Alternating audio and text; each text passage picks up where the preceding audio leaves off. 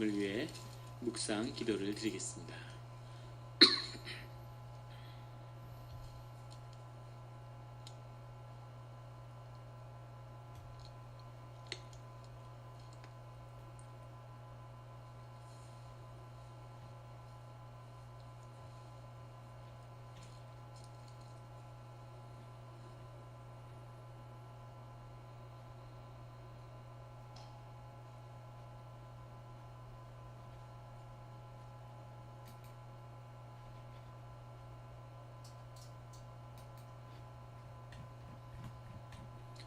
하나님 아버지 감사합니다.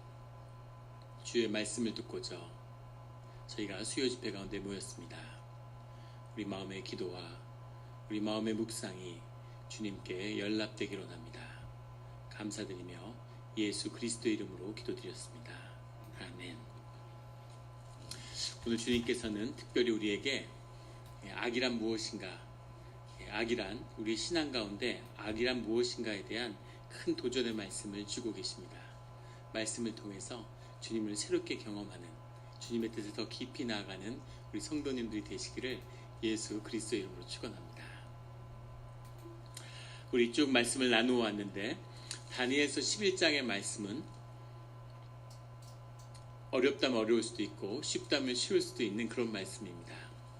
우리가 이 말씀을 읽어보면 8장에 나눴던 그런 묵시의 말씀을 다시 한번 마치 풀어서 해설해 주는 듯한 그런 느낌을 받을 수 있죠. 그런데 이 말씀이 어렵게 느껴지는 건 굉장히 구체적으로 삶 가운데 앞으로 일어날 일들을 적고 있는 거죠. 다니엘은 이 말씀을 무엇을 보고 무엇을 기록한 것일까가 우리에게 주는 다니엘서 11장의 도전입니다.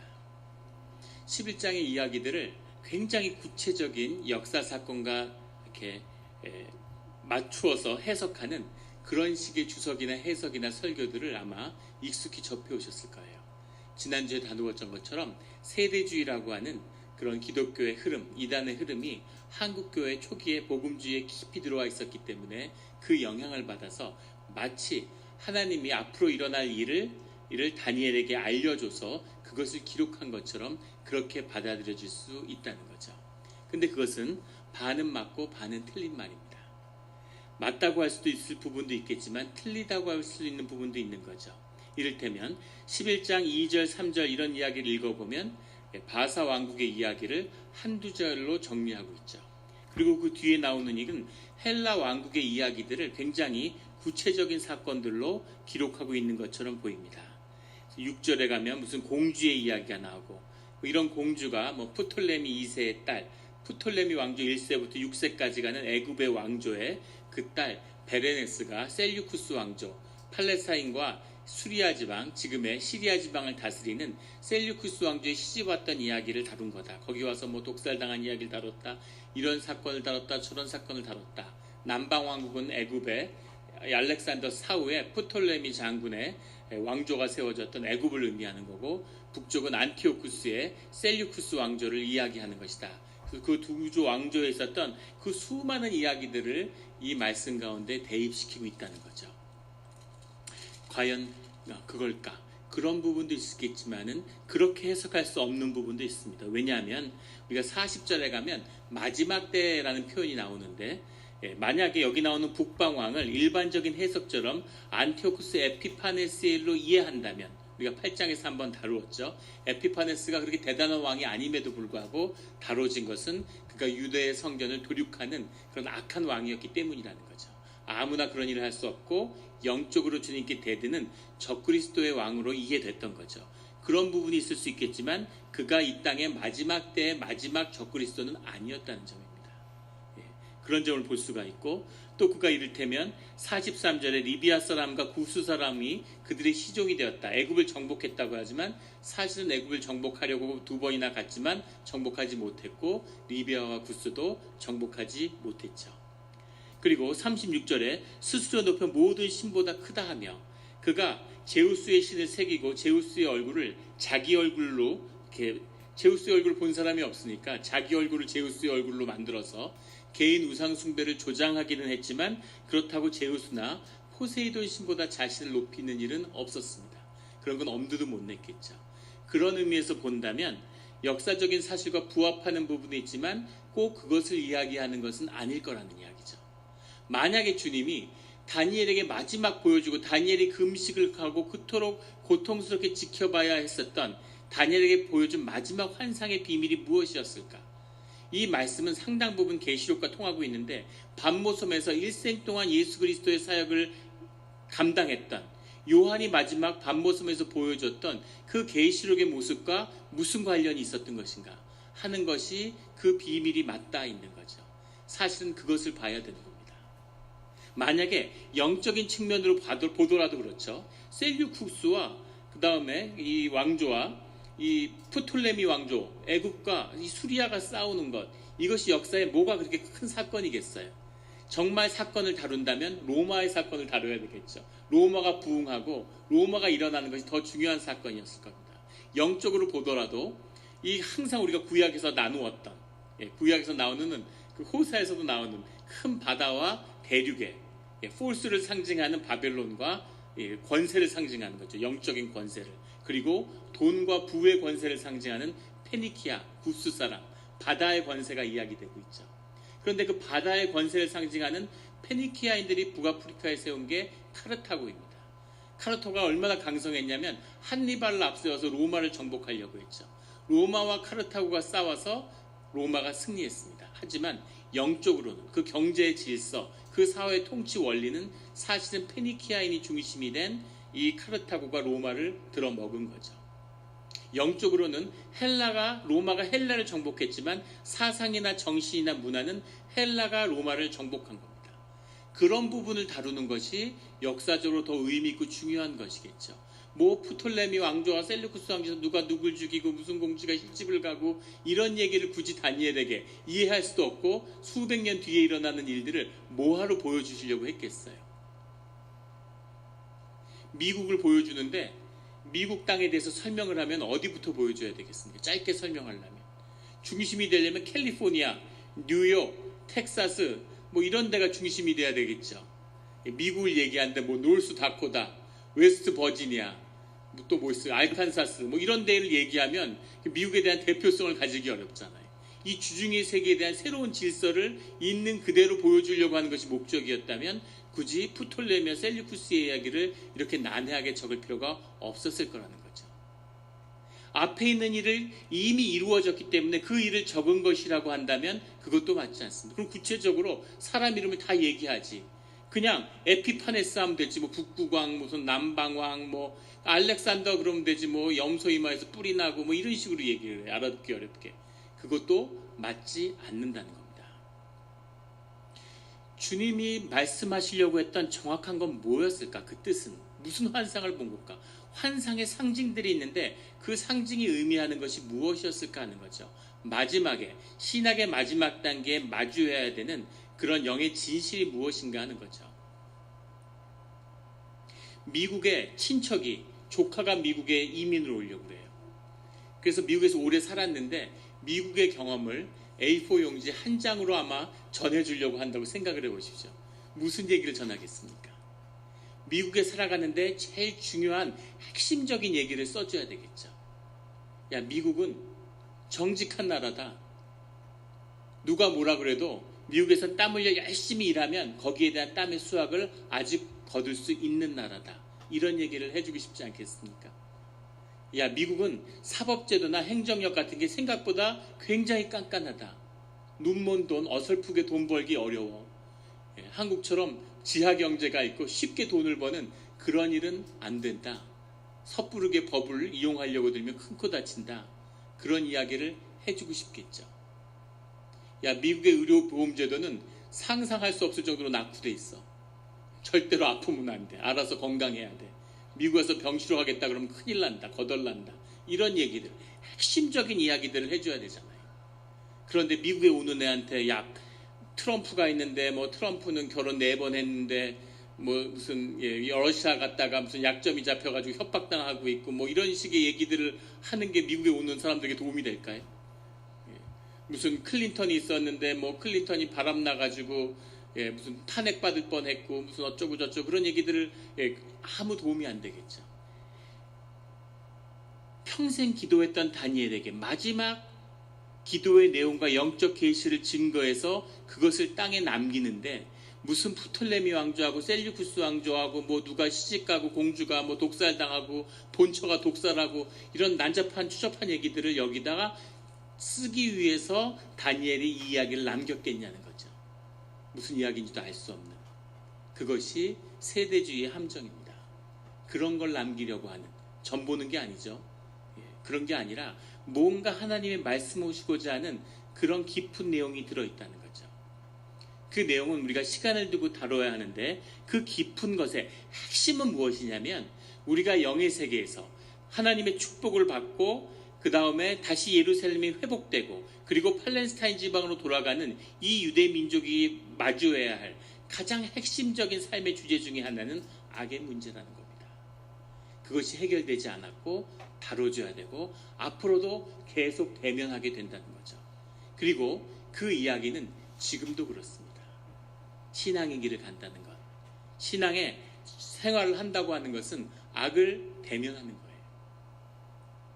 악의 문제를 다루지 않으면, 악의 문제를 해결하지 않으면 신앙의 문제는 한 발자국도 앞으로 가지 못합니다.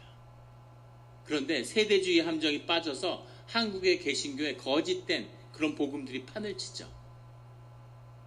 구약의 시대는 끝났어. 이제 신앙의 시대는 예수님이 있기 때문에 악이 정복됐어. 이렇게 얘기하는 거죠. 그래서 우리는 악의 문제가 없어. 그럴까요? 우리는 용서받은 죄인이지 우리가 의인이 아니라는 겁니다. 우리를 의롭다 하시는 분은 주님이시고 주님 안에서 용서받은 죄인으로 살아가는 거죠. 주님 안에서 성화의 삶을 이루어가는 겁니다. 세상에 거짓이 많아요. 아이들은 깨끗하고 순결해. 자라면서 환경이 아이 사람들을 악하게 만들어. 그럴까요? 절대 그렇지 않죠. 아이의 가장 공격성이 그 악함이 분출될 때가 2살이라고 그러죠. 인간 중에서 가장 공격성이 왕성한 시절이 2살 때래요. 타락한 육신을 입어서 태어나면 벌써 악해. 표현을 못할 뿐이지. 자라나면서 악이 중화되고 오히려 순화된다는 거죠. 역사도 과거엔 아름답게 살았어. 옛날엔 다 소치고 양칠 때 다 아름다웠는데 문명이 발달해서 인간이 점점 악해지고 있는 것처럼 그렇게 세상이 거짓말을 얘기합니다. 진실은 정반대죠. 옛날엔 상상도 할 수 없도록 악했는데 점점 사람들이 착해지고 있어요. 제가 89년에 군대에 가서 80년, 90년 그럴 때 군대 생활을 했는데 그때 1년에 군대에서 죽는 사람이 한 700명 됐습니다. 한국 군대 기준으로 얘기하는 70년대에는 한 2,000명이 죽었어요. 전쟁도 안 하는 군대가 1년에 2,000명이 죽는다는 게 상상이 되십니까? 80년은 한 1,000명, 90년에 가면서 한 700명 점점 주는 거죠. 요즘에 무슨 군대가 굉장히 인권을 유린하고 세상이 완전히 퇴보하는 것처럼 하도 그러니까 언론이 그렇게 떠드는 거죠. 통계를 찾아보니까 요즘엔 30몇 명 그렇더라고요. 1년에 사고나 이런 각종 이렇게 죽는 그런 군인들이 1년에 3, 40명이 불과합니다. 굉장히 좋아진 거죠. 말도 못하게 좋아진 거죠. 그런데 사람들이 세상이 더 좋아지니까 느낄 때 고통스럽게 느끼는 거죠. 이제 뜨거운 물로 샤워를 못하네. 내가 혼자 방 썼는데 이제 가서 6명이 방을 써야 된다니, 4명이 방을 써야 된다니. 옛날에는 50명씩 한 방에 잤는데 점점 좋아지고 있지만 사람들이 체감하는 게 다른 거죠. 이런 것처럼 사람들의 악의 문제라는 것은 해결되지 않고 있다는 겁니다. 이것을 다뤄야 한다는 거죠. 예수님이 십자가를 통해서 악을 정복했다는 것도 잘못된 이야기죠. 원래 하나님이신데 악이라고 하는 것, 마귀라고 하는 건 하나님의 그냥 밑에 부리는 그런 하나님의 섭리한 부분인 거죠. 욥기에 나오는 것처럼 일종의 참본 거예요. 주님의 놀라운 구원의 역사를 도와주고 있는 그런 역할을 하는 그런 부분에 불과하죠. 주님이 악과 맞서 싸웠다는 건 말도 안 되는 소리입니다. 악을 원래 다스리는 분이죠. 주님의 거대한 섭리 아래에 있는 거죠. 그럼에도 불구하고 주님이 계시록에 이야기하는 것처럼 오늘 다니엘서 얘기하는 것처럼 마지막 때까지 악의 문제를 허용하신다는 겁니다. 그래서 악을 우습게 알거나 우리 한국 개신교의 큰 거짓이죠. 마치 악의 문제가 없고 악이 사라진 것처럼 의인이 되고 정의가 넘치는 것처럼 거짓이 활개치기 때문에 악에 무릎 꿇고 악에 지는 거죠. 악의 문제의 본질이 무엇인가에 대한 그 말씀의 깊이를 보여주고 있는 겁니다. 오늘 어디까지 갈 수 있을지 모르겠지만 다룰 수 있는 걸 다루려고 합니다. 이 마지막 왕 때의 이야기를 보여주는 이것 안에 악에 대한 많은 모습들이 담겨 있죠. 36절에 보면 그 왕은 자기 마음대로 행하며 악의 속성들이 드러나는 겁니다. 자기 마음대로 하는 것. 악의 가장 큰 문제는 악이 우리 밖에 있지만 악의 문제라는 것을 우리가 다룰 때 깊이 있게 여러 층차를 경험하게 되는데 그 시작은 악이 악마화된, 악이 자기 실현을 이루어서 악마화된 것이 아니라 우리 내면 가운데 악이 있다는 것을 직시하는 것이죠. 그 내면의 악을 다루지 못하면 더 큰 악, 구조와 사회와 사탄과 마주할 수 없는 겁니다. 그것이 우리 영이 자라나가는 비밀이 거기에 있는 거예요. 우리가 기도하는 비밀이 거기에 있습니다. 자기 마음대로 행하는 것, 이것이 악의 본 모습이라는 거죠. 스스로 높여 모든 신보다 크다 하며 자기 스스로를 높이고 신과 대적하는 그것이 악의 모습이라는 겁니다. 비상한 말로 신들의 신을 대적하며 형통하기를 분노함이 그칠 때까지 하려니 이 악의 문제에는 이 말의 권세가 있고 형통하는 능력이 있다는 거죠. 악의 권세가 있습니다. 악이 세상을 쥐고 쥐락펴락하죠. 어떻게 그럴 수 있을까? 권세가 있기 때문입니다. 하나님을 깊이 이해하고 말씀을 잘 알고 있어요. 예수님이 이 땅에 오셨는데 주님을 말씀에 성전 꼭대기에 앉아서 예수님을 말씀으로 시험하는 것이 사단임을 우리가 기억해야 되겠습니다. 그만큼 말씀의 권위를 가진 자가 이 악마라는 거죠. 마귀라는 거죠. 그리고 그 작정된 일을 반드시 이룰 것입니다. 자기가 계획한 것, 자기가 하는 일들을 꼭 이루고 말 거야. 이것이 악의 뿌리와 관련되어 있다는 거죠. 내가 이런 계획을 세웠는데 올해 1년 계획을 이런 걸 세웠어. 이걸 금년에 반드시 이루고 말아야지. 이런 것이 악의 뿌리입니다. 표정을 보니까 우리 교회는 악한 분이 안 계세요. 세상에 그런 분들이 많이 계시는데 다이어리 노트로 1년 계획을 정리하고 이런 것이 악의 뿌리입니다. 37절에 그가 모든 것보다 스스로 크다 하고 자기 자신을 높이는 것, 이것이 자아의 속성이죠. 에고의 속성입니다. 거짓 자아를 인플레이시켜서 계속 에고를 키워가는 것, 자기를 큰 사람이라고 하는 것, 이것이 악의 뿌리라는 거죠. 그의 조상들의 신과 여자들이 흠모하는 것을 돌아보지 아니하며 어떤 신도 돌아보지 아니하고 그 조상들의 신들을 돌보지 않는다는 것, 그리고 여자들이 흠모하는 것을 돌아보지 않아요. 여자들이 흠모하는 것을 돌아보지 않는다는 게 무슨 뜻일까요? 여러 해석이 가능할 수 있겠지만 깊이 보아야 할 부분은 바로 이 인간의 자기 실현이라고 하는 하나님이 우리를 향한 삶의 구원에 있어서 여성들이 가지는 여성성이라는 것을 돌아보지 않는 자라는 겁니다. 이것이 악한 자들의 모습이라는 거죠. 여성들의 모습이라는 건 사람을 잘 돌보고 따뜻하고 사람을 양육하고 돌보는 그런 모든 심성들, 그런 심성들이 여성적인 것이죠. 남성이 원래 주님이 인간을 만들었을 때 남자와 여자는 하나였죠. 그것이 아담의 본 모습입니다. 그 모습 속에서 남성과 여성을 구분시키셨죠. 그래서 남성성과 여성성을 다시 합일하는 것, 그것이 부부의 비밀이고 혼인잔치의 비밀이고 구원의 비밀이고 천국의 비밀입니다. 남성성과 여성성이 완전히 실현되는 것, 그것이 하나가 되는 것이 하나님의 형상이 회복되는 길이죠. 예수님이 그 모습을 보여주시잖아요. 위엄이 있고 가리키는 모습이 있고 창의적이고 편견을 거스르는, 하지만 따뜻하게 사람을 대하고 용납하고 그 아픔을 품어주고 공감해주는 그 모습을 삶 가운데 통합해내는, 이것이 우리가 이루어야 할 인간의 자기 실현의 모습인 거죠. 그런데 마귀는 그것을 깨버린다는 겁니다. 그래서 우리 안에 여성성이라는 걸 부정해요. 남자는 성공이지, 남자는 우는 게 아니야, 남자는 이 정도 매운 건 뭐 먹을 수 있어, 뭐 이런 남자를 광고하는 거 많잖아요. 남자는 힘이야, 뭐 이런 게 다 악한 뿌리라는 겁니다. 그 남성성만을 강조하는 것 가운데는 깊은 악의 역사가 함께하고 있다는 것을 보여주고 있죠. 어떤 신도 돌아보지 아니하고 신성과 신비함과 보이지 않는 것이 가지는 심령의 세계를 거부하는 의지를 강조하고 힘을 강조하고 이런 것이 이 악한 사단의 역사의 중심을 이루고 있는 거죠.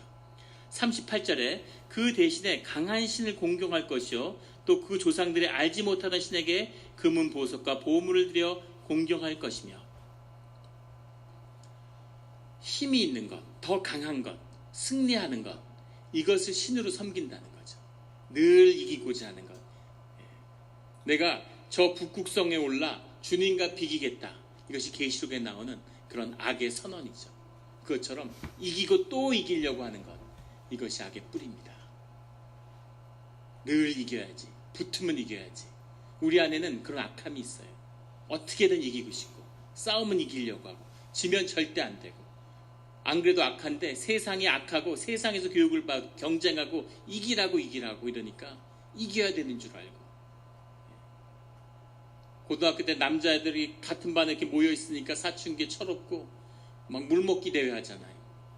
경쟁을 하고 싶은데 뭘 경쟁해야 될지 모르니까 물먹기 대회 해가지고 막 물 많이 먹고 막 토하고, 별 이상한 경쟁을 다 하는 거죠. 누가 더 오줌 멀리 누나, 이런 좀 경제적이고 창의적인 경쟁을 해야 되는데 여성성이 없으니까 그런 야만적인 경쟁을 하는 거예요. 이런 것들이 우리의 악한 모습이라는 거죠. 그런데 재미난 것은 무엇이냐면 이들이 가지는 영적 권세에 대한 얘기가 45절에 나오죠. 장막궁전을 바다와 영화롭고 거룩한 산 사이에 세울 것이다.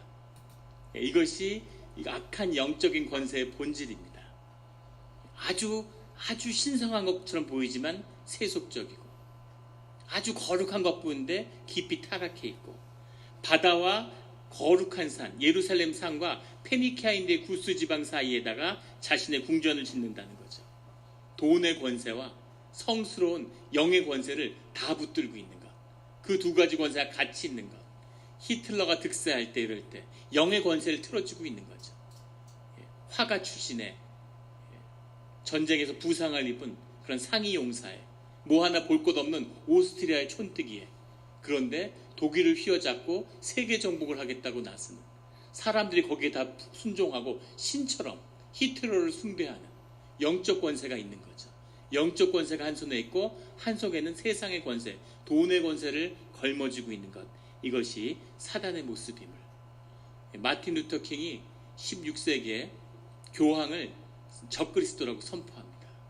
적그리스도라고 선포하는 이유는 세상에서 가장 거룩한 옷을 입고 있지만 두 뿔 달린 괴물, 세상의 권력과 부의 권세를 같이 쥐고 세상을 쥐락펴락하는 것, 그게 적그리스도가 아니고 뭐냐, 이렇게 선포했죠. 16세기의 이야기입니다.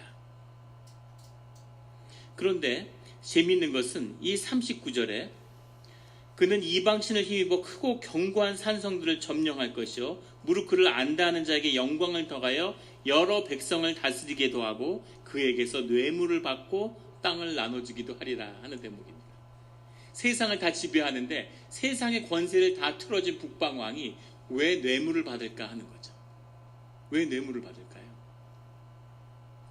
돈을 사랑하는 거죠. 28절에 가면 북방왕은 많은 재물을 가지고 본국으로 돌아가리니 자기 마음대로 행하고, 38절에는 알지 못하던 신에게 금문 보석과 보물을 들여 공경하며, 다 재물에 관련된 이야기죠.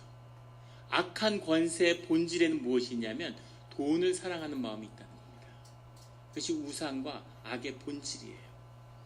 주님도 말씀하셨죠. 돈을 사랑하는 것이 만악의 근본이라고. 하나님과 돈을 겸하여 섬길 수 없다고 말씀하셨습니다. 겸하여 섬기지 마라, 겸하여 섬기면 안 된다 라고 말씀하신 게 아니라 겸하여 섬길 수 없다고 말씀하셨죠. 겸하여 섬길 수 없는 겁니다. 교회를 다니는데 하나님 일을 했는데 하나님을 섬기는 것처럼 말하는데 사실은 돈을 섬기는 거죠. 교회에 돈을 수천억 쌓아놨는데 말로는 평생을 하나님 나라 했는데 정작 그 돈을 자식에게 물려줘야 되는 거죠. 자식이 아니면 그 돈을 지킬 수 없는 거지. 이런 것이 악의 뿌리인 거죠. 진실의 순간, 너가 정말 사랑하는 것, 네가 정말 섬기는 게 뭐냐, 이것을 묻는 진실의 순간에 우리의 깊은 곳 가운데 돈을 섬기는 것, 이것이 악의 뿌리라는 것을 주님이 말씀하고 계시는 거죠. 성과 악이 다투는, 성과 악에서 그 악의 문제를 다루지 못하면, 알곡과 가라지에서 가라지의 문제를 다루지 못하면 결국 알곡은 끝인 거죠. 알곡이 자라나니까 그게 귀하니까 가라지의 문제를 그냥 두는 거예요. 도둑질하고 사기치고 거짓말하고 투기하고 노름하고. 그런데 주일날 나와서 하나님 믿는다 그러고 하나님 찬송한다 그러고 교회일 봉사하고 도둑질한 돈으로 헌금하고 하나님이 그 일을 버려두시는 거죠. 왜냐하면 가라지가 있지만 그 안에서 알곡이 자라기 때문에 알곡이 자라는 것을 귀하게 여겨서 가라지를 두는 거죠. 그걸 한국교회에서는 마치 그게 은혜인 것처럼 그게 축복인 것처럼 이야기하는 겁니다. 알곡이 자라서 귀한 것이 아니라 알곡을 추수해야 귀한 거예요. 전혀 가라지를 다루지 않기 때문에 이제는 가라지가 알곡을 잡아먹는데 알곡이 다 썩어가는데 그런데 아무 일도 하지 못하는 것, 이것이 오늘 한국교회의 모습이죠. 신앙의 모습입니다. 결국은 돈을, 힘을 사랑하는 것이 교회의 본질이었음을, 우리 삶의 본질이었음을 스스로 고백하고 있는 거죠. 예루살렘 성전의 무너짐, 이스라엘 족속가 노예가 되는 그 일들을 우리가 지금 이 세대에 목도하고 있는 것, 이것이 영의 본질임을, 시대를 초월하는 역사에서 다루어야 하는 우리 문제임을 주님이 말씀하고 계시는 겁니다. 본질은 하나죠. 하나님의 심판을 어디까지 믿고 두려워하십니까? 본질은 뭐냐면 하나님을 두려워하는 자들은 하나님을 사랑하는 길을 택한다는 겁니다. 그리고 그 사랑으로 인해서 신실함을 얻게 된다는 거죠. 세상을 두려워하는 자들은 사람들로부터 인정을 받으려고 합니다. 인정을 받기 위해서 돈을 매달리고 돈을 쌓아야 되는 거죠. 신실함이냐 결국 돈이냐, 이것이 삶의 진실입니다. 그게 아닌 것처럼, 삔나가 있는 것처럼, 그래도 교회도 다 침묵하잖아요. 그래도 헌금도 좀 하고 그래야지 교회가 돌아가지. 좀 잘 사는 사람들이 뭐 돈을 낼 것처럼 거짓이 판을 치는 거죠. 삶의 진실은 하나님을 향한 신실함인지, 돈을 인정을, 세상에 인정받고자 하는 돈을 향한 욕구인지, 그것인 거죠. 이 영의 문제를 다뤄야 한다는 것이 이 다니엘서의 마지막, 우리가 에스겔서에서 마지막, 예레미야서에서, 요한계시록에서 계속해서 거듭해서 말씀하시는 주님의 우리를 향한 말씀입니다. 깊은 말씀이죠. 하지만 이것을 마주하고 다뤄야 할 때가 있어야 됩니다. 이것을 다루지 못하면 삶의 문제에 결국 아무것도 해결되지 않아요. 처음에 교회 나오니까 은혜를 받고, 처음에 교회 나오니까 주님이 예쁘다고 채워주신, 그게 마치 신앙의 유산인 것처럼, 그게 하늘의 축복인 것처럼 거짓으로 속이는 거죠. 처음에 교회 나오니까 주일학교에서 알사탕 주고 무슨 사탕 주고 사탕 먹고 솜사탕 먹으니까, 야, 이게 교회는 이런 거구나. 제 간증입니다. 초등학교 때 교회 몇 년 다니다가 그만뒀는데, 동네에서 처음 가니까 사탕 주고 뭐 주고 이러니까 몇 년 나갔죠. 그런데 결국 더 크니까 사탕도 안 주고 뭐 별로 유익도 없고, 그러니까 결국은 교회를 떠나게 됐죠. 초등학교 일찍 조숙하니까 거짓이구나 한 걸 간파하고 더 이상 사탕이 없구나. 삶의 본질을 마주해야 되는 그런 도전 앞에 서 있다는 거죠. 문제는 뭐냐면 모든 것은 선할 수도 있고 악할 수도 있다는 겁니다. 이것은 성경의 가르침이고 사실은 모든 인간이 역사를 통해서 이미 깊이 경험하고 있는 거예요. 신화를 통해서, 민담을 통해서, 설화를 통해서 우리가 다 알고 있는 이야기입니다. 악의 실체를 계속 경험하면서 사람들이 그것으로 인해서 갈등하고 투쟁하고 악의 문제를 다뤄야 한다는 것을 이미 심령으로, 무의식적으로 깨달아 알고 있는 거죠. 그런데 문제는 뭐냐면 모든 것은 선할 수도 있고 악할 수도 있다는 거죠. 예를 들자면 백설공주 같은 경우입니다. 백설공주는 선할까요, 악할까요? 그냥 화이트도 아니고 스노우 화이트, 백설공주잖아요. 너무너무 착하고 너무너무 선해가지고, 그래가지고 구박받고 핍박받다가 목숨을, 위협을 피해서 난쟁이들하고 살았는데, 그러다가 또 독바른 사과를 먹고 잠이 들죠. 왕자를 기다리는데 그 공주를 지키기 위해서 가시나무들이 쫙 일어나가지고 공주를 지키고 있죠. 누가 어떻게 알았는지 공주하고 키스를 하면 낫는다 그래서 운명적인 사랑을 찾아서 왕자들이 오는데 그 백설공주가 그 단아한 자태로 아름다운 표정으로 사과를 한 입 입에 물고서 그리고 자고 있는 동안 수많은 왕자가 죽어가고 있다는 거죠. 자기가 원하는 왕자가 누군지 좀 밝히면 좋잖아요. 자기 운명에 앉아서 나는 한없이 깨끗하고 선해. 근데 멀쩡한 남의 귀한 아이들이 전부 거기서 피에 찔리고 창에 찔려서 가시나무에 찔려서 다 죽어가고 있는데 나하고는 상관없어. 운명의 왕자를 만날 때까지 죽거나 말거나 세상 남자 다 죽어도 나는 몰라 이런 거죠. 너무너무 악하지 않나요? 선한 측면과 악한 측면을 모두 갖고 있다는 거죠. 악의 존재를 무시하는 거나 부정하는 사람은 없습니다. 근데 우리가 악을 대면할 때 있어서 분명히 알아야 할 것은 악의 기능이 있다는 거죠. 악이라는 것을 우리가 여러 차원으로 경험하게 되는데 그 악에 대한 이해가 있어야 된다는 거예요.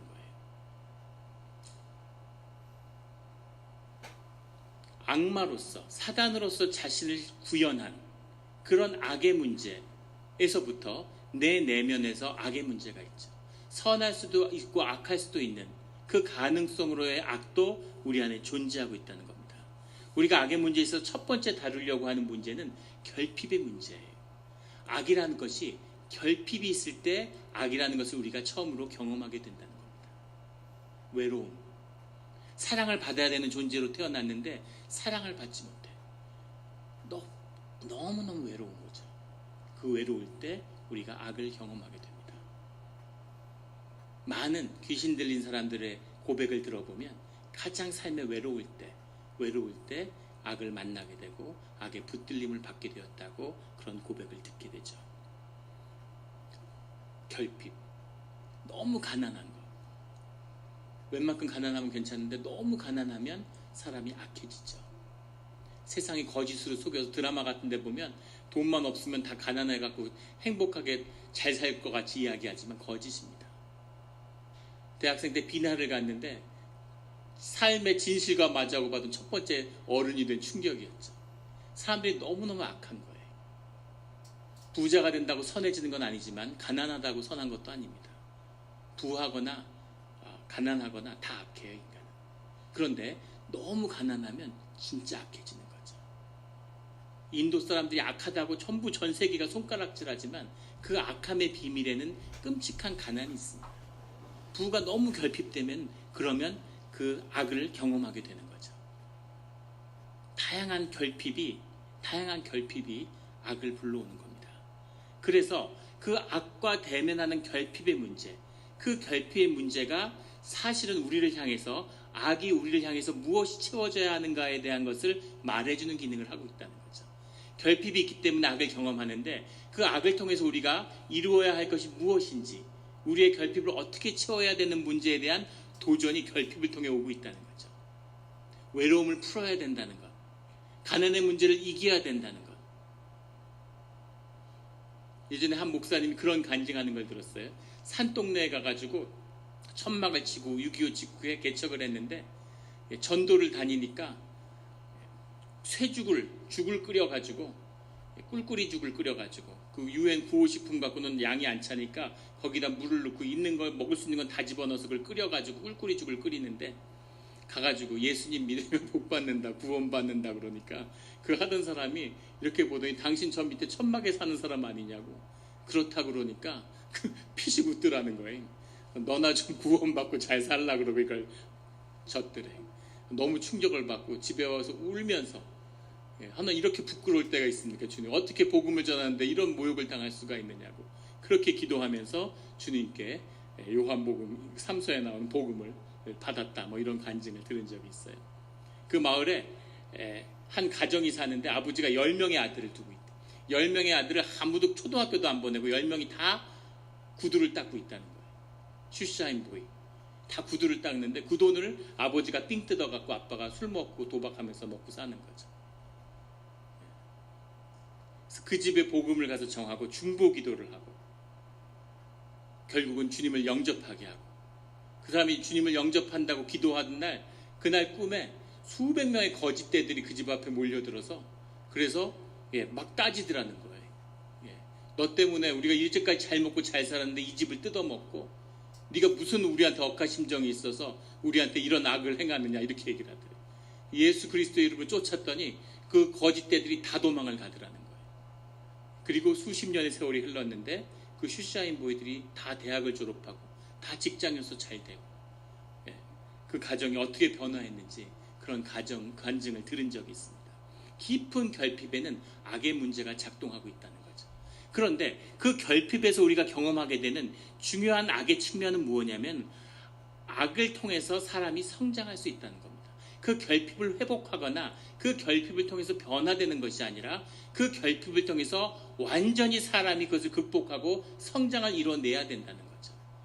어린아이는 어른이 돼야 되고 그리고 왕자는 그 수많은 고난을 통해서 그 결핍을 통해서 결국은 뭘 이뤄내냐면 훌륭한 왕이 되는 거죠. 이것이 악을 경험하는, 악이 우리에게 주는 유익인 거죠. 욥이 악마들이 와서 막 시험을 하고 그걸 연단을 통해서 그걸 이겨내고 더 큰 신앙을 선물로 얻게 되는 것처럼 그렇게 악이라는 것에는 우리의 결핍의 문제를 해결하는 그런 큰 차원에서 봤을 때 그런 역할이 악에게 놓여 있다는 거죠. 그래서 우리는 악의 문제를 대면해야만 된다는 겁니다. 두 번째는 악의 문제를 다루는 데 있어서 수용의 문제라는 것이 있어요. 악을 수용한다는 거죠. 악을 수용한다는 건 뭐냐면 악을 정확히 대면한다는 이야기입니다. 악을 존중한다는 이야기도 되겠죠. 그것은 그 두려움을 내가 받아들이고 내 것으로 마주하게 되었다고 하는 것을 표현하는 거예요. 한국에서 요즘에 김정은 막 이런 걸 이렇게 사진 실물 크기 이런 걸 만들었는데 고등학생 막 이런 애들이 거기서 같이 셀카 찍고 김정은을 막 같이 이렇게 하는 걸 봤어요.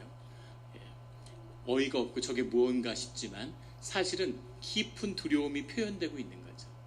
그 두려움을 받아들이는, 수용하는, 아예 안 보는 것보다는 그렇게 셀카라도 찍는 게 정신적으로는 더 진전된 모습이겠죠. 악의 문제를 극복하기 위해서는 그것을 마주해야 되는, 그것을 그대로 그 두려움이라는 것을 내 안에 수용해야 되는 그런 문제가 있다는 겁니다. 더 깊은 영적인 측면은 그것을 외면하고 계속 억압을 하려고 하면 그러면 그것이 더 큰 악으로 내게 실현된다는 거죠. 우리가 꿈을 꾸는데 내 안에 동물적인 야성을 경험하게 돼요. 꿈속에서 동물이 나오면 그건 대개 나의 억압된 본능의 문제라고 이야기하죠. 그런데 그것을 계속 일관되게 억압하면 그러면 그것이 내 삶을 삼키는 때가 온다는 겁니다. 기억하시나요? 제주도의 검사장이 길에서 유사 성행위를 하다가 지나가는 고등학생을 보다가 파면되는 사건이 한국에 있었습니다. 상상이 되세요? 제주지방의 검사장이면 제주지방에 있는 공무원 중에 최고위직입니다.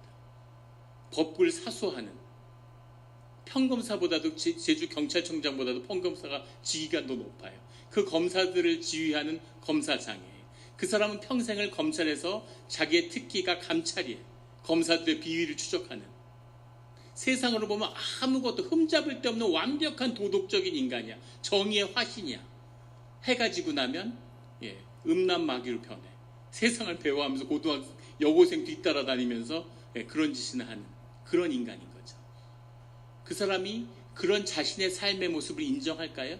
받아들일까요? 그것이 잘못됐다는 걸 모를까요? 그걸 고치려고 하지 않았을까요? 삶이 무너져 내리는 거죠. 왜 무너져 내렸을까? 내면의 악의 문제를 전혀 다루지 않고 무시하기 때문입니다. 미국 기준으로 미국의 통계에 보면 미국 성인 남자의 90%가 매일 포르노를 본다는 거죠. 포르노 중독 상태입니다. 성의 문제를 다루지 못하니까, 종교를 어설프게 받아들이니까, 신앙의 깊이를 이해하지 못하니까, 영의 비밀을 모르니까 그냥 무조건 성을 억압하려고 그래. 영의 비밀이, 성의 비밀이 뭔지도 모르면서 억압을 하는데 억압이 되나요? 절대 마음이나 생각은 몸을 이기지 못하죠.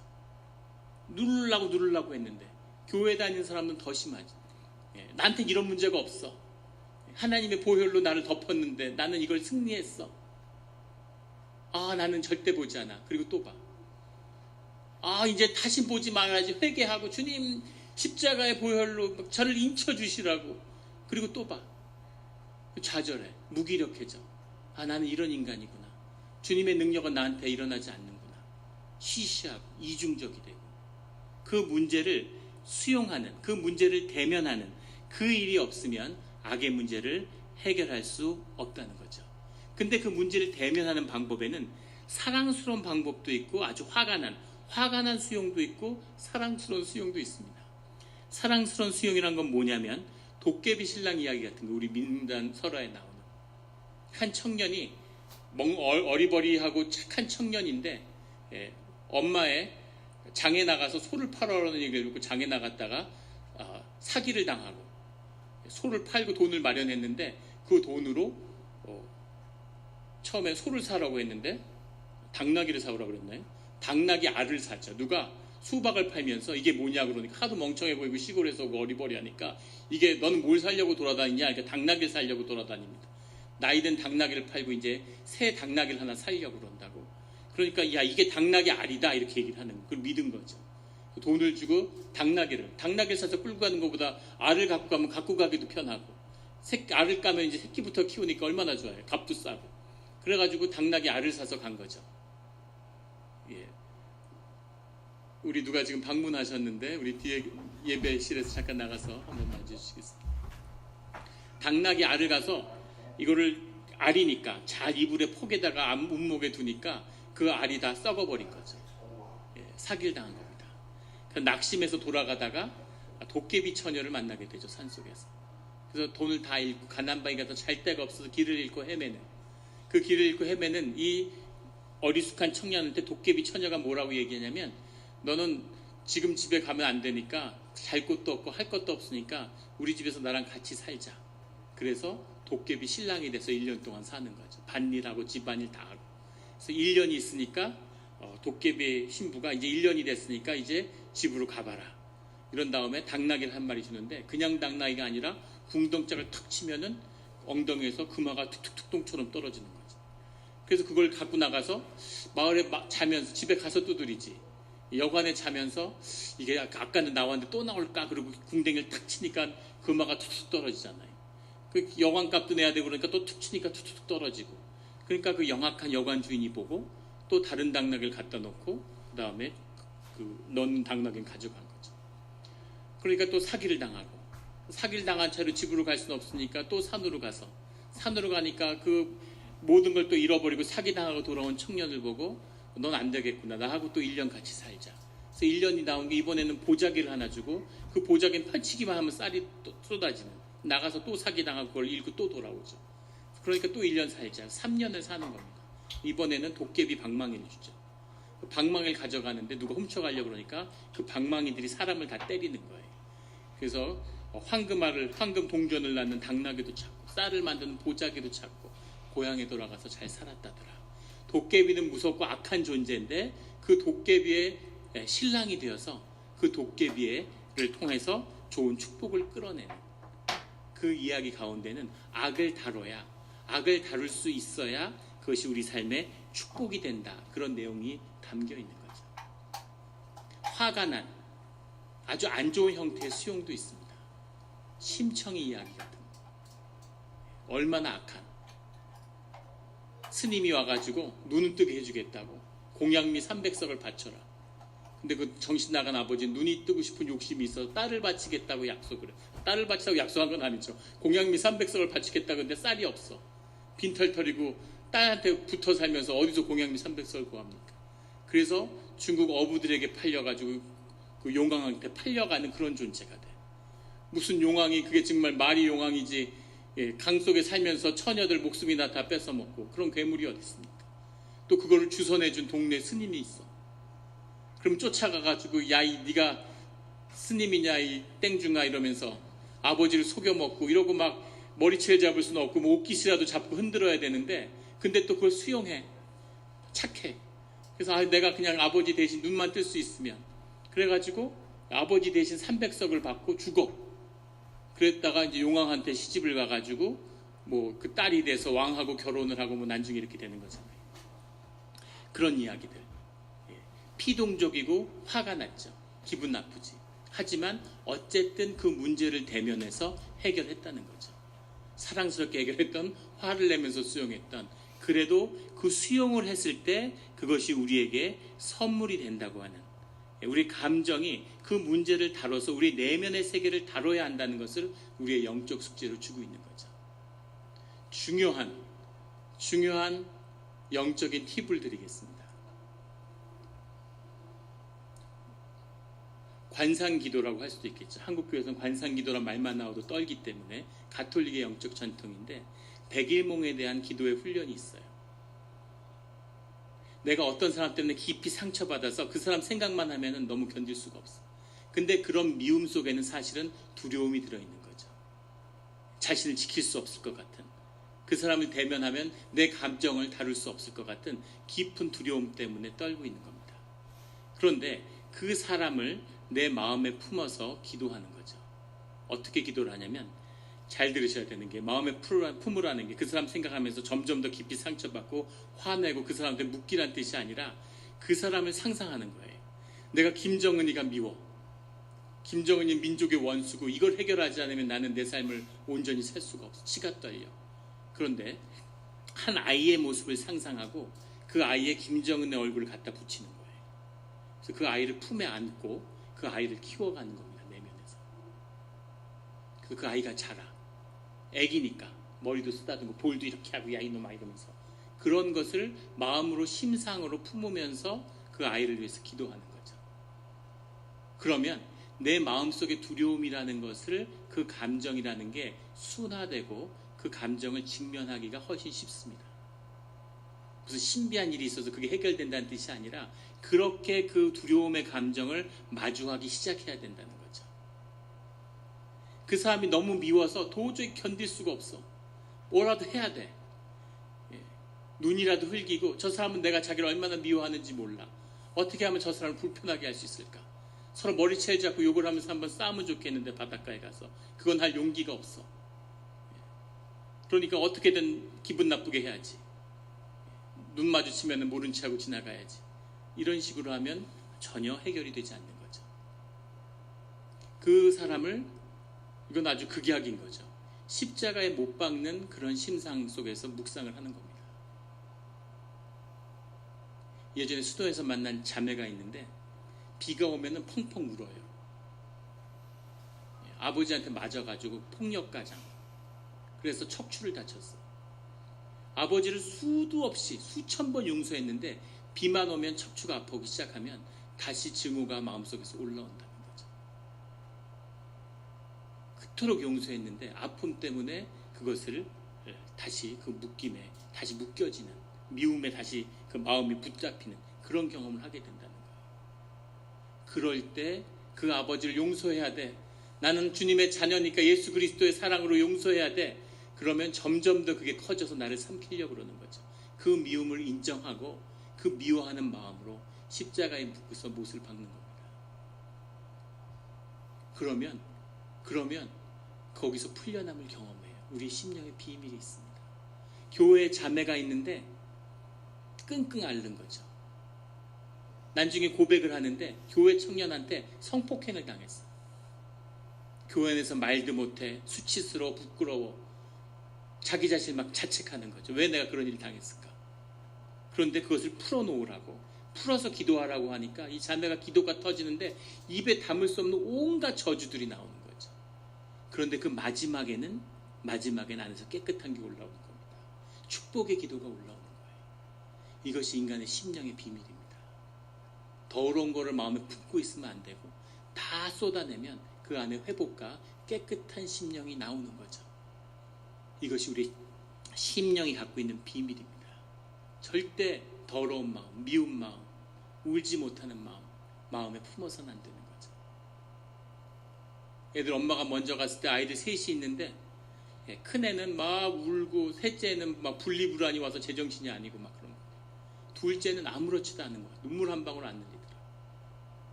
다 힘든데 자기는 괜찮다고 그렇게 얘기를 해요.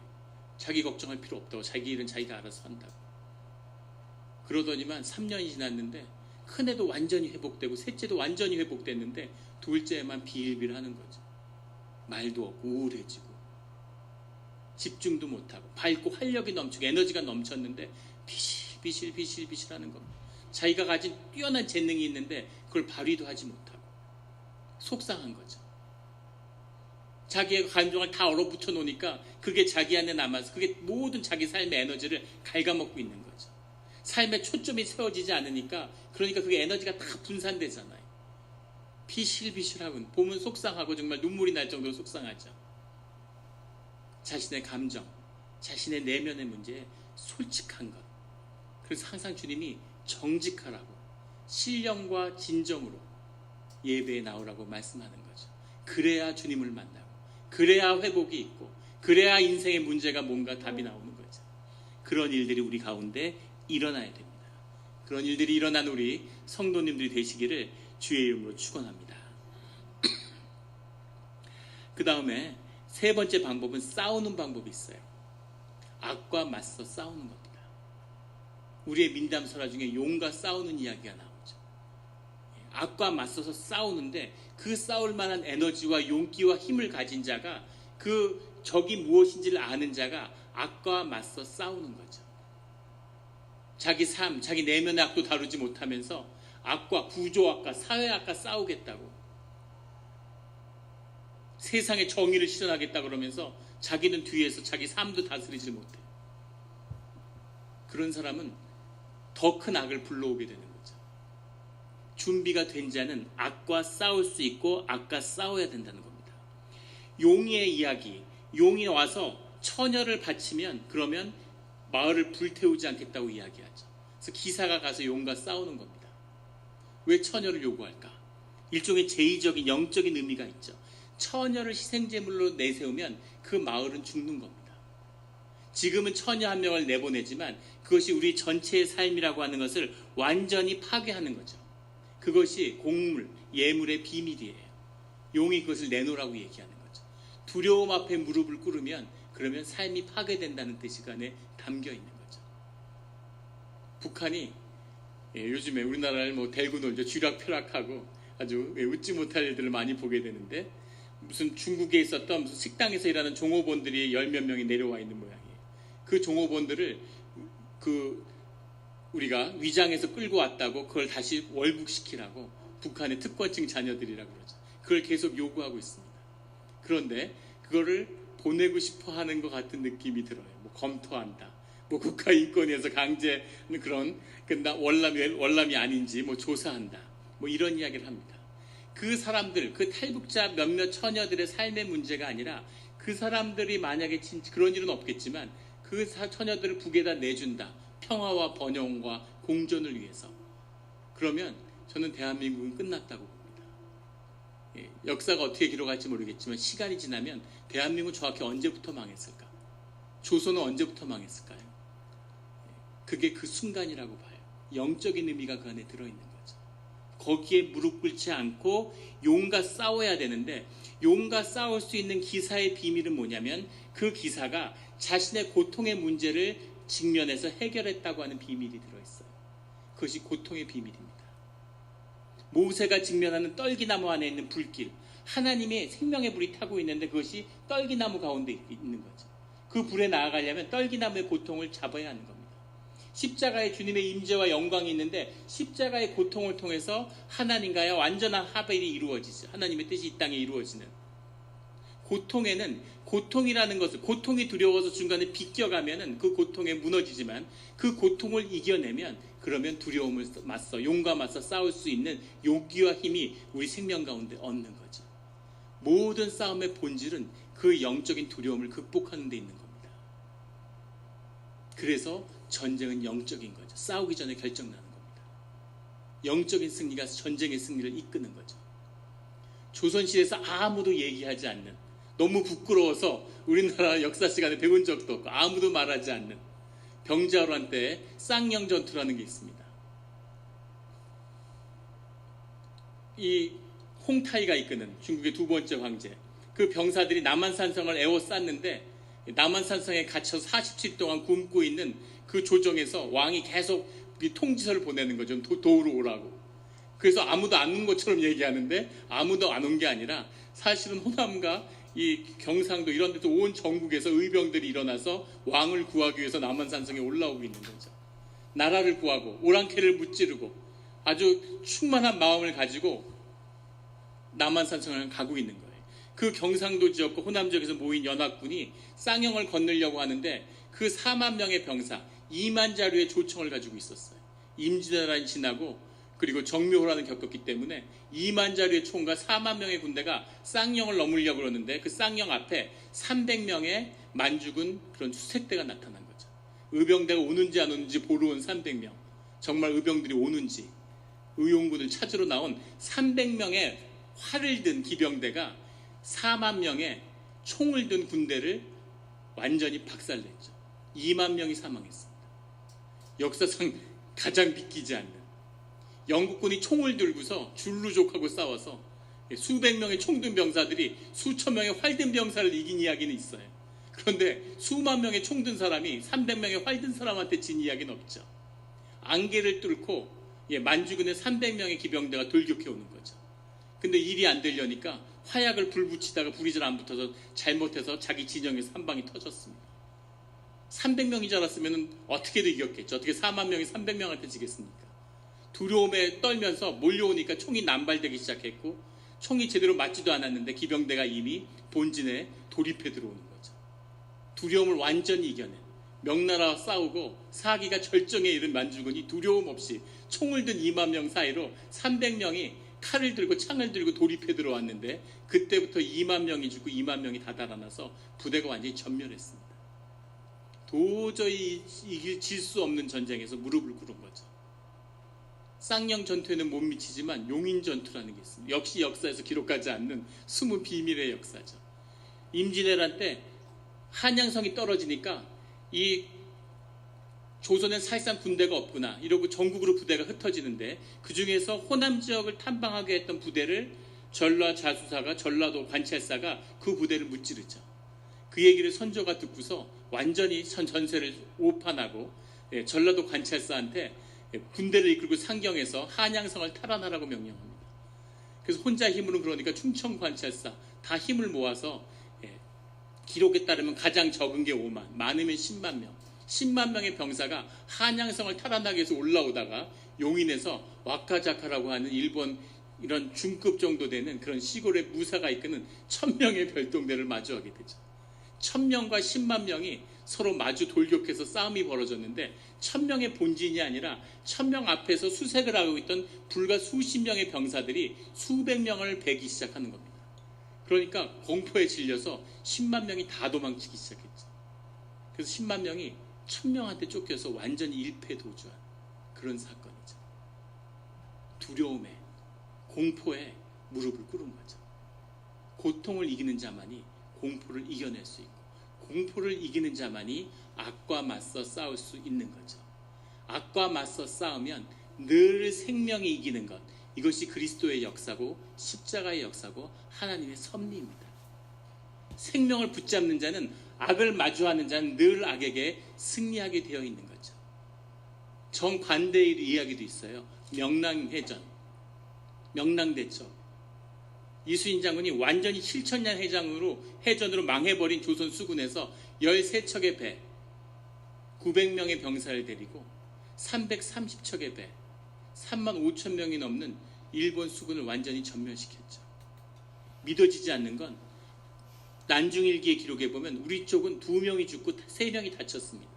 사상자가 5명이에요. 일본 측의 기록에 보면 일본은 그날 사상자가 8,000명이 넘습니다. 어떻게 그런 기적, 믿을 수 없는 기적이죠. 아까 쌍용전투에서 당한 것 같은 일을 같은 동시대에 10만 명이 1000명한테 쫓겨서 도망가는데 그런 상황에서 벌어진 전쟁에서 승리하는 거죠. 고통 속에서, 고난 속에서 삶의 비밀을 풀어낸 자들은 이 영적인 승리를 경험하게 되는 거죠. 이것이 용과 싸우는 자의 비밀입니다. 악으로부터 해방될 수 있는 그것의 비밀이 삶의 고통 가운데 있는 거죠. 주님이 우리를 고난 가운데 삶의 고난 속으로 인도하시는 비밀입니다.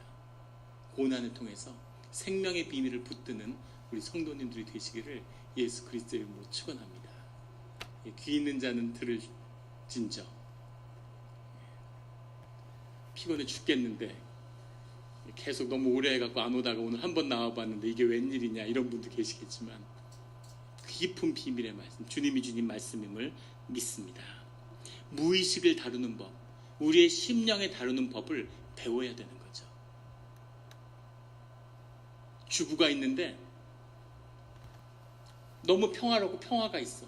삶에 아무 문제가 없어. 그런데 갑자기 여고 동창생이 전화를 하는 거예요.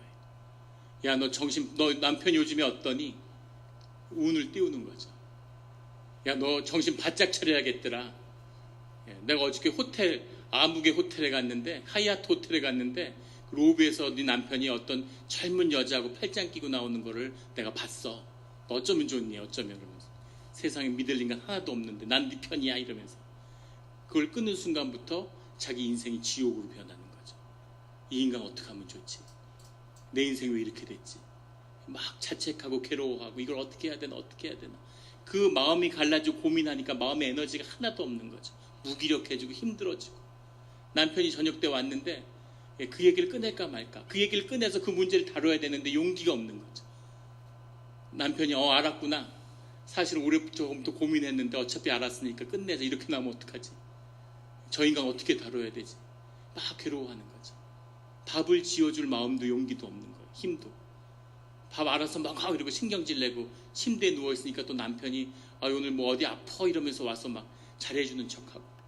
내가 오늘 꽃 사왔는데 이런 인간 이럴 줄 알았어. 꽃을 사오다니. 바람 피는 게 확실하구나.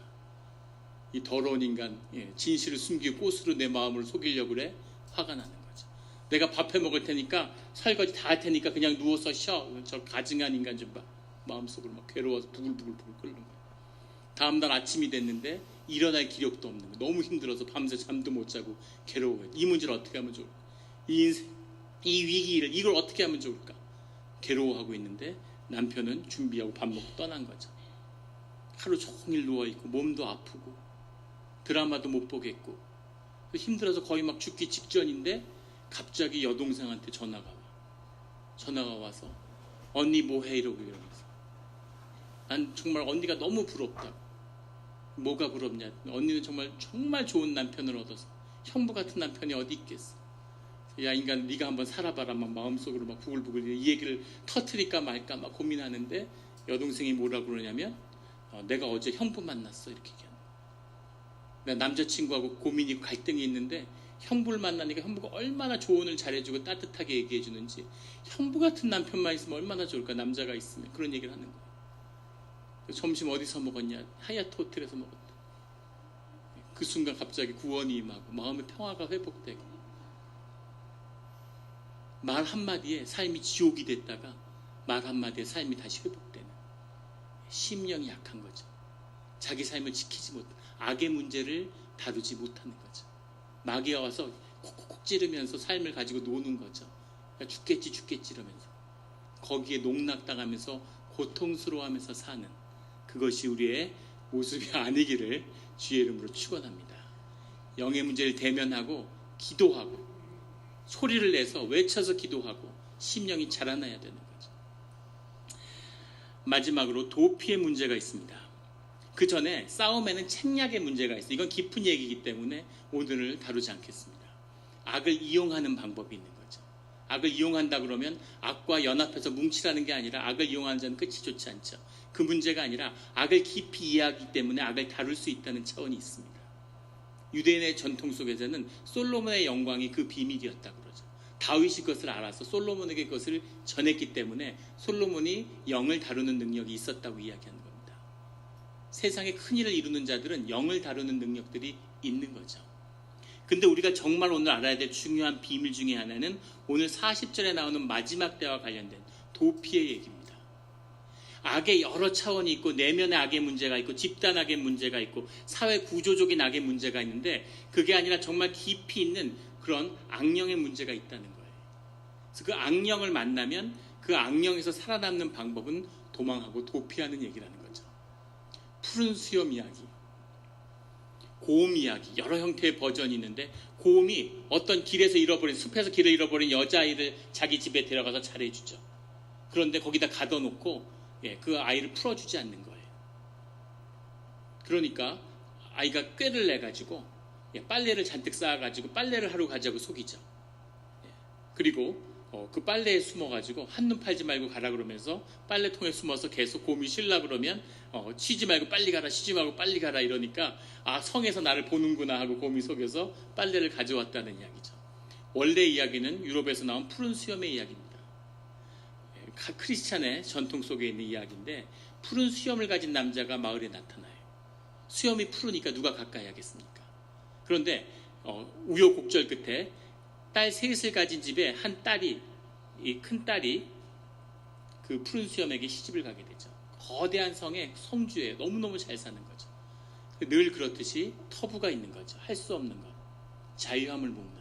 한 방에는 절대 들어가지 말라 그러고, 들어가지 말라 그러면 그냥 안 가르쳐주든지 문을 잠가놓지, 열쇠를 주면서 들어가지 말라 그러는 거죠. 들어갔을까요? 안 들어갔을까요? 열쇠를 열고 들어갔더니만 거기에 수많은 시체가 널브러져 있고 피가 잔뜩 있는 거죠. 놀래서 열쇠를 떨어뜨렸는데 그 피에 젖은 열쇠를 아무리 씻어도 피가 씻혀지지 않는 겁니다.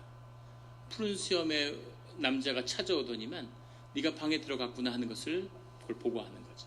그래서 그 언니도 똑같은 그 방에서 비참한 죽음을 맞게 되는 겁니다. 그리고는 이 푸른 수염의 마을에 찾아가서 큰 언니의 소식을 전해주면서 잘 있다고 하면서 둘째 언니를 놀러 오라고 하는 거죠. 둘째 언니도 가서 똑같은 일을 당해서 똑같은 시험에 또 죽고 맙니다. 셋째를 또 가서 그런 식으로 데리고 오죠.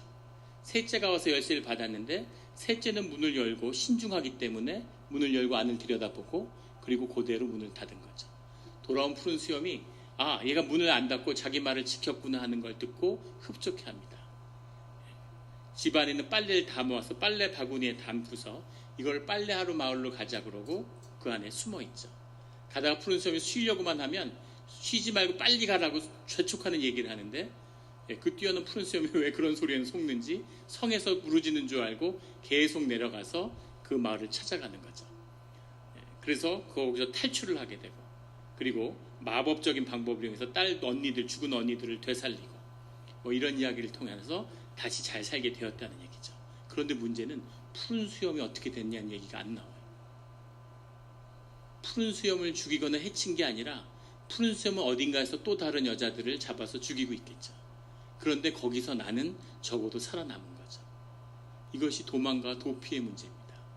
악이라는 것의 그 깊은 곳에는 우리 밑에는 악의 문제가 있는데 내 악의 문제가 있고 내 깊은 내면에 있는 내 심혼에는 악의 문제가 있고 더 깊은 곳에는 악령의 문제가 있죠. 근데 그거보다 더 깊은 심혼에 악의 원형이 있다는 거죠. 인격화되고 악마화된 악의 문제가 깊은 곳에 있는데 그것을 피해야 된다는 이야기가 들어있는 겁니다. 그것을 호기심으로 그것을 다루겠다고 그것과 싸워서는 안 된다고 하는 지혜가 깊이 들어있죠. 그 문제는 주님이 용납하셨는데 그 문제는 주님이 마지막 때에 다루겠다고 말씀하시는 거예요. 그래서 그 악이 무엇인지를 알고 피해야 되는 거죠. 적그리스도의 역사가 무엇인지를 알고 그 권세가 어떤 것인지를 알고 그것으로부터 자기를 지키는 지혜가 있어야 하는 거죠. 그것이 악의 실제입니다. 실체이고 시간과 공간과 역사를 넘어서는 우리 삶 가운데 늘 신앙의 길 가운데서 직면하게 되는 이야기죠. 영의 유익을 아는데 왜 영을 멀리할까요? 왜 기도의 유익이 있는 걸 경험할 수 있는데 기도를 멀리할까요? 영이 점점 열리고 영을 경험하기 때문이죠. 멀리하고 외면할 수도 없고 그곳에 깊이 들어가서 보물을 가져오지도 못하는 그런 우리 신앙의 자리를 보여주는 거죠. 다니엘의 마지막 때 주님이 말씀하시는 삶의 자리에 계속해서 영의 문제가 있다는 겁니다. 셀류쿠스 왕조라는 걸 왜 소수의 그리스의 정복자들이 수백 년 동안 팔레스타인을 지배할 수 있었을까요? 셀류쿠스를 받아들이고 친헬라화된 유대인들의 문제가 그 안에 있기 때문이죠. 그 악을 용납하는, 그 우상을 용납하는, 그 돈을 사모하는 악의 문제를 다루지 않는 유대인 문제가 깊이 들어있는 겁니다. 에스겔이 그토록 보면서 얘기했던 호세아 선지자, 예레미야 선지자가 보았던 이야기, 그것을 위해서 다니엘이 중보하고 그것을 주님 안에서 다시 구원하고 구속하는 역사의 목전에 섰는데 주님이 더 깊이 보여주는 영의 실제는 바로 오늘 나오는 이 악의 문제인 거죠. 이것을 보고 이것을 다뤄야 하는 그 숙제가 예루살렘 수복 앞에, 성전 앞에, 우리의 기도 앞에, 금식 앞에, 헌신 앞에 놓여 있는 겁니다. 이 악의 문제를 다루지 않으면, 그러면 공동체가 서지 않아요. 이 악의 문제를 다루지 않으면 내 개인의 삶이 서지 못합니다. 악과 맞서 무릎 꿇을 수밖에 없는 거죠. 이것을 해결하기 위해서 주님이 우리에게 교회를 허락하시고, 공동체를 허락하시고, 성령을 허락하시고, 성령의 연합을 허락하시고, 우리에게 기도의 문을 허락하시고, 예배를 허락하신 거죠. 악과 싸워 지지 말며 원수를 사랑하라.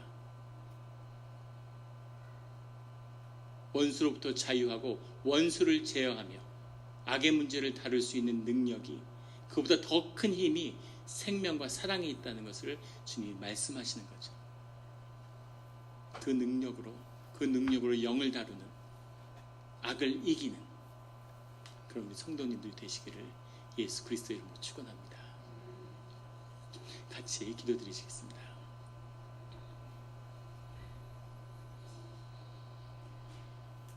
하나님 아버지, 감사합니다. 오늘 긴 시간을 나누고 주님이 주신 마음을 온전히 전하지 못한 그런 부끄러움이 앞섭니다.